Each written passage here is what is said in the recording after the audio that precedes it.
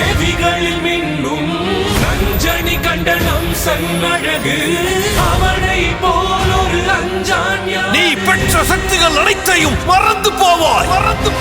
யானைகள் வருளும் மாருதி நீ உனக்கிடையாறு கழிந்த முகம் கருணை வெளியழகா வீரம் விளைநெஞ்சம் வாதனை வெல்லும் 5 முகத்தோ அஞ்சா நெஞ்சனவன் கதாயுதன் பொன்னேனியன் 1000 வாரணன் நீ